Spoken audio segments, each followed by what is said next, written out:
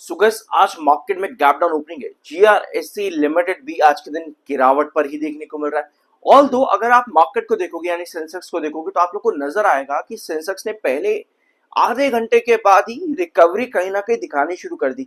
यानी कि जहां पर गैप डाउन ओपन हुआ था, जहां पर लो लगा था, वहां से लगभग 250-300 पॉइंट मार्केट ऊपर की तरफ जंप किया। बट जीआरएससी लिमिटेड में ऐसा देखने को नहीं मिला। पर जीआरसी लिमिटेड में पिछले सेशन में भी गिरावट थी। अब इस गिरावट के पीछे का रीजन क्या है कि क्यों मार्केट में रिकवरी बनी। मार्केट में कई सारे स्टॉक्स आपको रिकवर होते देखने को मिले लगभग आधे घंटे के बाद ही, बट जीआरएससी नहीं हुआ। तो उसके पीछे रीजंस आपको यहां पर नजर आएंगे।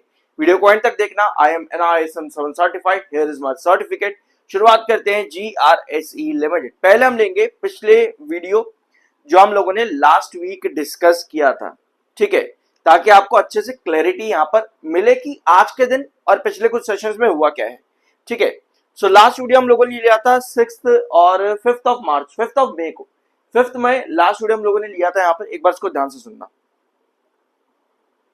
मतलब लॉन्ग टर्म पर्सपेक्टिव से आपका 3100 इंपॉर्टेंट है, क्योंकि यहां अगर आया तो डबल टॉप जैसी सिचुएशन क्रिएट करेगा, ठीक है। सो इस वीडियो में हम लोगों ने डिस्कस किया था कि 3100 लॉन्ग टर्म पर्सपेक्टिव से आपका बहुत ज्यादा इंपॉर्टेंट है, क्योंकि 3100 पर अगर आया तो आपको एक डबल टॉप जैसी सिचुएशन देखने को मिलती है। डबल टॉप आपको मालूम है जब भी बनता है तो आपको गिरावट देखने को मिलती है। ऑल दो अगर डबल टॉप के रिजेक्शन पर हैंगिंग बेस बना दे तब ब्रेकआउट की पॉसिबिलिटी है, लेकिन अगर वैसा नहीं करता तो डबल टॉप के बाद आपको गिरावट देखने को मिलती है। और यही चीज जीआरएसी लिमिटेड के अंदर पिछले हफ्ते देखने को मिली भी। यहां पर देखो, जीआरएससी लिमिटेड ने डबल टॉप क्रिएट करा एग्जैक्टली इसी ट्रेंड से जो हम लोगों ने लास्ट वीडियो में डिस्कस किया। 3 सेशन ऊपर, उसके बाद में 3100 का जो रिजेक्शन था वहां तक आता है और फिर आपको आज के सेशन में और लास्ट सेशन में गिरावट देखने को मिलती है। अब इस वाले ट्रेंड को देखना 2940, ये जो आप ये वाली लाइन देख रहे हो ना, ये 2940 की है। ये ट्रेंड उतना ही इंपॉर्टेंट है जितना डबल टॉप 3100 के ऊपर। इसके पीछे रीजन है स्पेसिफिक, मैं भी आपको यहां पर बता दूं। चार्ट पर वापस आएंगे, पहले हम आते हैं आपके टेक्निकल्स और देखते हैं आज के दिन चल क्या रहा है। सो जीआरएससी लिमिटेड में सेलर्स आज के दिन बहुत ज्यादा एक्टिव है। 2,10,000 सेलर पर 81,000 बायर है, तो सेलिंग काफी ज्यादा यहां पर बनी हुई है। 79.9 पर आपका एमएफआई जो कि थोड़ा सा बेयरिश है, 64.5 पर आपका आरएसआई है। अब वापस आते हैं, क्योंकि देखो खबर न्यूज कुछ नहीं है। लास्ट वीडियो में जितने भी मार्केट एक्सपर्ट्स और ब्रोकरेज हाउसेस के ओपिनियंस है वो मैंने आप लोगों के साथ डिस्कस कर लिए थे, ठीक है। सो ये रहा जीआरएससी लिमिटेड का चार्ट। वापस आते हैं यहाँ पे, तो आपको डबल टॉप देखने को मिला 3100, आपको आज के दिन गिरावट देखने को मिल रही है। 2940 इंपॉर्टेंट ट्रेंड है। और अगर हम इसका लॉन्ग टर्म चार्ट देखेंगे तो ये जो 2940 है ना, 2940 और इसके नीचे 2890, भाई ये दोनों ही लाइन है ना बहुत ज्यादा जरूरी है जीआरएससी के लिए। इसके पीछे रीजन ये है कि अगर आप इस वाले ट्रेंड पर देखोगे, ये वाला टाइम फ्रेम, ये आपका है 2025 मई का महीना, मई 2025, यानी कि एग्जैक्टली एक साल पहले जीआरएससी लिमिटेड एग्जैक्ट 2940 और 2890 पर आपको कंसोलिडेट करता देखने को मिल रहा था, स्पेशली 3100 के रिजेक्शन से। जैसे ही आपका यहां पर ब्रेकआउट मिला, कहां से, लगभग 2800 से, जैसे ही आपको ब्रेकआउट मिला 2800 पर, आप एग्जैक्टली 3100 पर आकर के रिजेक्शन खा के गए थे और आपको वहां पर गिरावट देखने को मिली। और 2890 2940 यहां पर आपका एक इंपॉर्टेंट बेस बना था मई 2025 के अंदर। और यही चीज कहीं ना कहीं जीआरएससी में आज के सेशन में एक बार फिर से देखने को मिल रही है कि 2940 2890 वापस से आ रहा है। आई बिलीव कि यहां पर हुआ क्या है। पहली चीज, डबल टॉप बना भैया। अगर किसी भी रिजेक्शन पर डबल टॉप बनता है तो भैया वहां पर गिरावट देखने को मिलती है, ठीक है। इसको काफी लोग कहते हैं ऑपरेटर गेम, कह देते कि भैया ऑपरेटर गेम हो गया, इसी वजह से गिर गया। क्योंकि उसमें फिर हमें कुछ बोलने की जरूरत नहीं पड़ेगी ना कि भैया क्या हुआ है, चार्ट के ऊपर डबल टॉप बना है, कैंडल किस तरह की बनी है, उसमें मुझे ये सब करने की जरूरत नहीं है। मैं सीधा बोल देता हूं ऑपरेटर गेम, कहानी खत्म। आप भी कहोगे अच्छा भैया ऑपरेटर गेम, ठीक ठीक ठीक, सही कह रहा लग रहा है ये, तो उससे कहानी खत्म हो जाती है। लेकिन डबल टॉप बना है, पास्ट पैटर्न क्या दिखा रहा है, ये पूरा समझने के अंदर लगता है टाइम और दिमाग भी लगता है, तो उस चीज को कोई यूज करना नहीं चाहता।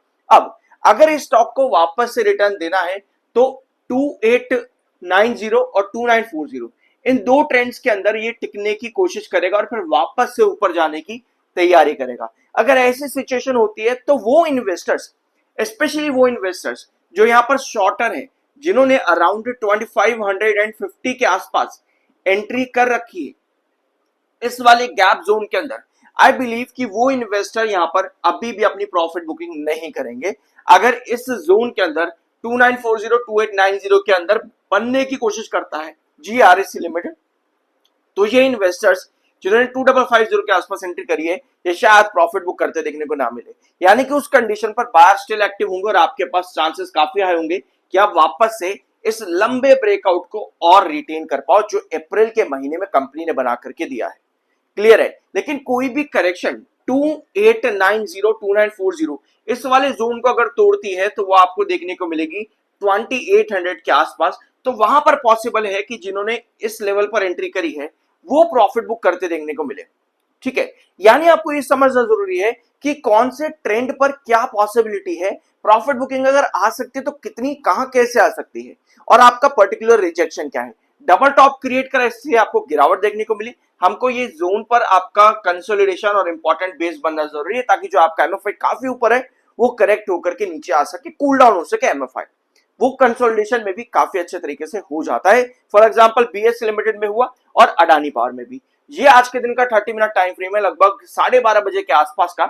यहां पर आपको नजर आएगा जैसे ही 2940 के नीचे गया, आपके पास बुलिश एंगल्फिंग कैंडल बनती है, वापस पुश करने की कोशिश करता है और कहीं ना कहीं यहां पर रिटेन करने की कोशिश कर रहा है 2940 को ही, जो कि एक अच्छी बात है।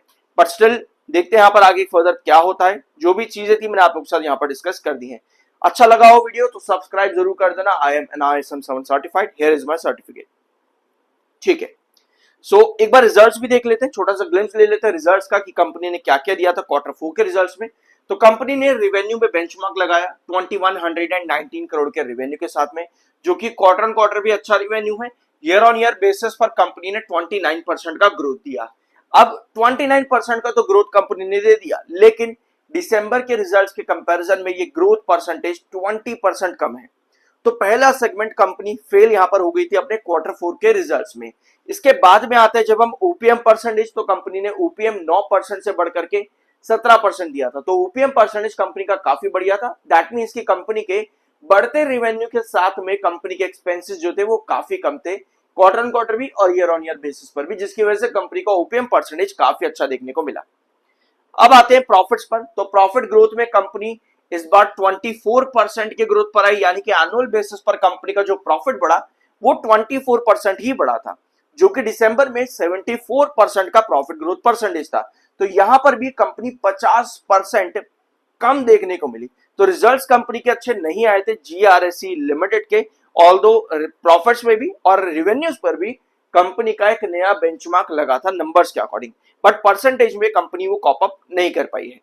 फाइनेंशियल ईयर बेसिस पर कंपनी का रेवेन्यू ग्रोथ 37.95 था, जो कि क्वार्टर फाइनेंशियल ईयर 25 के कंपैरिजन पर आपको लगभग 4% कम देखने को मिला, 3-3.5% के आसपास। ठीक है, रेवेन्यू ग्रोथ आपका फाइनेंशियल ईयर 26 में। और प्रॉफिट ग्रोथ परसेंटेज कंपनी का इस बार आया था 44%, जो कि पिछले फाइनेंशियल ईयर में 51% का था। ठीक है, तो ये थे कंपनी के क्वार्टर 4 के रिजल्ट्स और साथ में फाइनेंशियल ईयर 26 के रिजल्ट्स। होप इस वीडियो में कुछ नया जानने को मिला होगा। सब्सक्राइब जरूर करना, मिलता अगले वीडियो में।